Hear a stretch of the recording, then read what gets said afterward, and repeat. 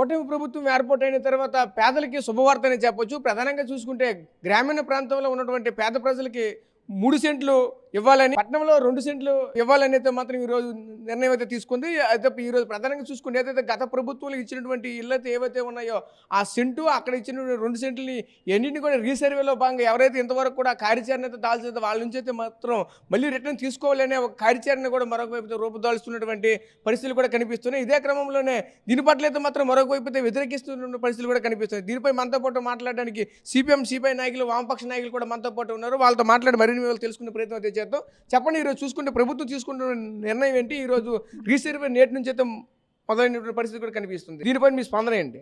జగన్మోహన్ రెడ్డి ప్రభుత్వం హయాంలో 1 సెంటు పట్టణ ప్రాంతాల్లో 1 సెంటు కానీ గ్రామీణ ప్రాంతాల్లో 1.5 సెంటు భూమి ఇచ్చినప్పుడు ఇంటి స్థలం కోసం, అలాగే 1,80,000 రూపాయలు మాత్రమే ఇంటి నిర్మాణం ఖర్చు ఇచ్చినప్పుడు కూడా సిపిఐ రాష్ట్ర వ్యాప్తంగా సిపిఐ మాత్రమే దాన్ని వ్యతిరేకించింది. ఈ విధానం కరెక్ట్ కాదు, 45 గజాల్లో ఇంటి నిర్మాణం సాధ్యం కాదు, దీన్ని 2 సెంట్లు పెంచాలి, గ్రామీణ ప్రాంతాల్లో 3 సెంట్లు ఇవ్వాలన్నాం. అలాగే ఇంటి నిర్మాణ వ్యయాన్ని పెంచాలని కూడా, ఇచ్చేటువంటి డబ్బులు ఏవైతే ఉన్నాయో పెంచాలని కూడా చెప్పాం. అలాగే ఈవేళ చంద్రబాబు నాయుడు గారు ఎన్నికల హామీల్లో కూడా అదే ప్రధానంగా పెట్టారు.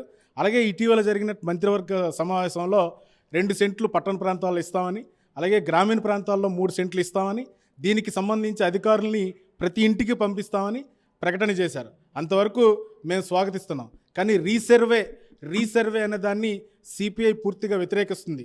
ఈ రీసర్వే అనే దాంట్లో కొంత కుతంత్రం ఉంది. ఎందుకంటే ఈ రీసర్వే పేరుతో ఇల్లు ఎవరైతే నిర్మాణం చేసుకోకుండా ఉన్నారో ఆ ఇంటి స్థలాన్ని మళ్ళీ స్వాధీనం చేసుకోవడానికి, ఆ ఇంటి పట్టాన్ని రద్దు చేసుకోవాలనేటువంటి ఆలోచనతో ఏమో మాకైతే అనుమానం కలుగుతుంది.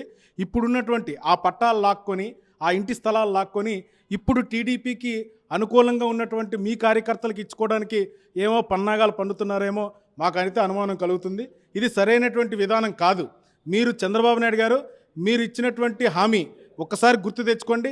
గతంలో ఇచ్చినటువంటి ప్రభుత్వం ఆ ఇంటి స్థలాలు ఏమారకు సరిపోవు, మేము వచ్చి కూటమి ప్రభుత్వం అధికారంలోకి వచ్చిన తర్వాత మేము పెంచి ఇస్తామని మీరు మాట ఇచ్చారు.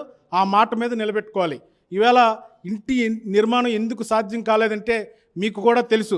1,80,000 రూపాయలు గత ప్రభుత్వం ఇస్తే అప్పుడే ఇసుక దొరకలేదు, సిమెంట్ ఖరీదు ఎక్కువ, సిమెంట్ ధర ఎక్కువ, ఇనుము ధర ఎక్కువ, ఇటుకల ధర ఎక్కువ.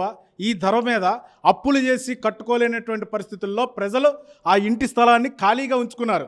కూటమి ప్రభుత్వం వస్తుంది, చంద్రబాబు నాయుడు గారు వస్తారు, మళ్ళీ ఆ ఇంటి నిర్మాణం ఖర్చు పెంచి ఇస్తారు, డబ్బులు ఎక్కువ ఇస్తారు, ఇంటి స్థలాన్ని పెంచుతారని ఆశగా ఎదురు చూసినటువంటి ప్రజలకి మీరు రీసర్వేతో రిటర్న్ గిఫ్ట్ ఇవ్వాలనుకుంటున్నారా చంద్రబాబు నాయుడు గారు? ఈ విధానం సరైనటువంటి విధానం కాదు. సిపిఐ దీన్ని వ్యతిరేకిస్తుంది. ఇప్పుడు లబ్ధిదారులందరి దగ్గరికి వెళ్ళి అర్జీలను నింపుతుంది. ఖచ్చితంగా మీరు ఇచ్చినటువంటి హామీ 2 సెంట్లు భూమి, 2 సెంట్లు ఇంటి స్థలం పట్టణ ప్రాంతాల్లో ఇవ్వాలి, 3 సెంట్లు ఇంటి స్థలం గ్రామీణ ప్రాంతాల్లో లబ్ధిదారులకు ఇవ్వాలి, ఇంటి నిర్మాణ వ్యయం ఖర్చు 5 లక్షల రూపాయలు ఇవ్వాలి, అలాగే ఇనుము, ఇసుక, ఐరన్, ఇటుక, సిమెంట్ ధరలని తగ్గించి ప్రజలకు అందుబాటులో ఉంచాలని మేము సిపిఐగా డిమాండ్ చేస్తున్నాం. ఇది ఏమాత్రం మీరు మాట మార్చి ఈ పట్టాలు రద్దు చేసి స్థలాలను వెనక్కి తీసుకొని మీ అనుచరులకో కార్యకర్తలకో ఇచ్చుకోవాలనేటువంటి చూస్తే లబ్ధిదారులందరినీ ఐక్యం చేస్తాం. సిపిఐగా అవసరమైతే పెద్ద ఎత్తున పోరాటానికి శ్రీకారం చుడతామని ఈవేళ మీడియా ముఖంగా చంద్రబాబు నాయుడు గారి ప్రభుత్వాన్ని హెచ్చరిస్తున్నాం. చెప్పండి, నేటి నుంచి రీసర్వే ఏదైతే ఇల్లు పట్టాలకు సంబంధించినటువంటిది రీసర్వే అయితే మాత్రం కొత్తగా ప్రవేశపెడుతున్న రాష్ట్ర ప్రభుత్వం తీసుకొస్తుంది. అయితే దీని పట్ల మీ అభిప్రాయం ఏంటి? ఏ విధంగా దీన్ని ఆహ్వానిస్తారేంటిది? నా పేరు శంకర్రావు అండి, సిపిఎం పార్టీ జిల్లా కార్యదర్శి వర్గ సభ్యుడిని. జగనన్న కాలనీస్ రాష్ట్ర వ్యాప్తంగా చాలా ప్రాంతాల్లో ఇచ్చారు. కొంతమంది పేదలు కట్టలేని పరిస్థితి ఉంది. దానికి ప్రధాన కారణం ప్రభుత్వం ఇచ్చేటువంటి రుణం చాలా తక్కువగా ఉంది. ఆ కారణంతో చాలామంది పేదలు కట్టుకోలేదు.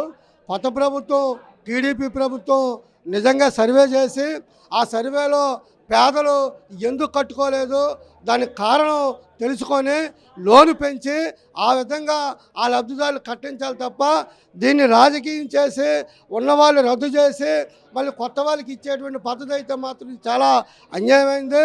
ఈరోజు టిట్కో ఇల్లు కూడా గతంలో అవి ప్రతి వాళ్ళ దగ్గర 50,000, 60,000, 1,00,000 రూపాయలు 2 లక్షల వరకు కట్టించుకున్నారు. ఇంతవరకు ఆ టిట్కో ఇల్లు ప్లాట్లు కట్టి అప్పచెప్పలేదు. కాబట్టి ప్రభుత్వం దీనికి కారణం ఏమిటో వెతకాలి తప్ప మీకు ప్లాట్ ఇచ్చారు కట్టుకోలేదు రద్దు చేస్తాం అంటే రద్దు చేసి మీరు మళ్ళీ వాళ్ళకి ఇస్తారు, మీ కార్యకర్తలకి ఇచ్చుకుంటారా? ఇది సరైనది కాదు. మీరు సర్వే చేయండి, కట్టకపోతే దానికి పరిష్కారం చూపండి, మీరు ప్రభుత్వం ఇచ్చేటువంటి రుణాన్ని పెంచండి.